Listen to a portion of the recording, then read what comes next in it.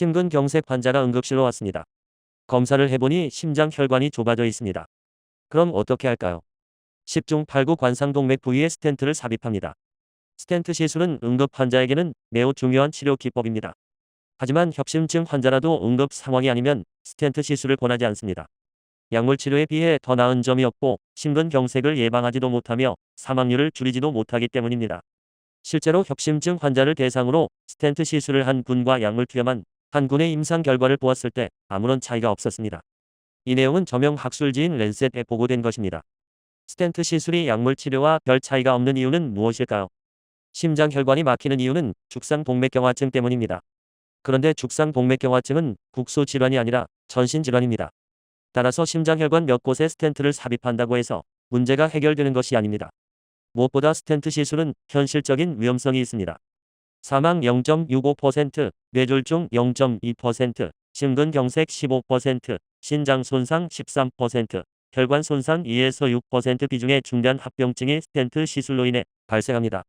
사정이 이런데도 응급과 비응급을 가리지 않고 협심증 환자에게 스텐트 시술이 이루어지는 이유는 무엇일까요? 병원으로서는 약 처방이나 생활습관 지도보다 수익이 더 나는 것이 하나의 원인입니다.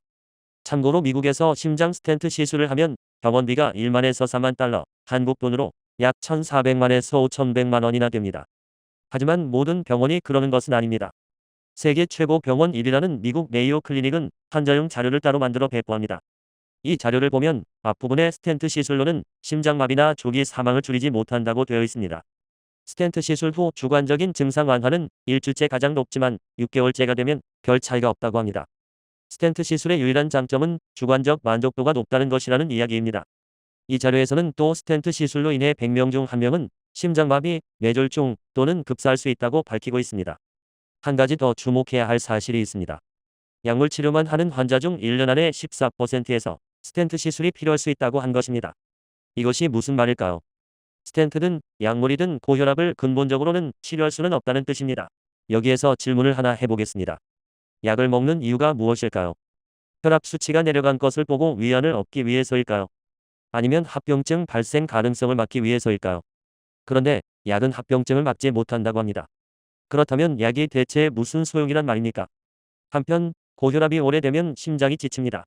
동맥 내의 압력이 높은데도 그보다 더 높은 압력으로 펌프질을 계속해야 하기 때문입니다. 이렇게 힘든 상태가 장기화하면 심장 근육이 제대로 박동을 못해 부정맥이 생깁니다. 나중에는 심부전 상태가 되기도 합니다. 고혈압을 10에서 20년 앓으면 진단명이 하나둘씩 추가되는데 흔한 것이 심부전입니다.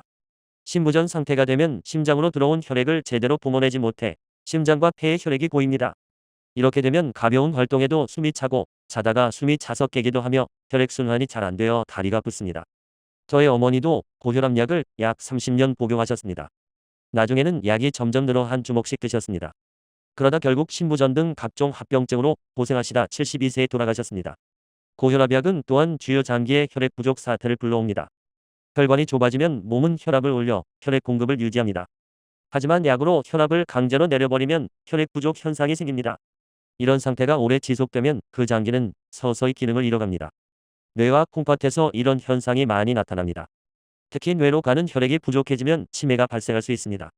콩팥의 경우에는 혈액이 제대로 공급되지 않으면 심부전 상태에 빠지게 됩니다. 여기에서 질문과 결론을 말씀드리겠습니다. 고혈압은 어떻게 대해야 할까요? 원인 치료를 해야 합니다. 다음 편에서는 고혈압 잡는 원인 치료에 대해 알아보도록 하겠습니다.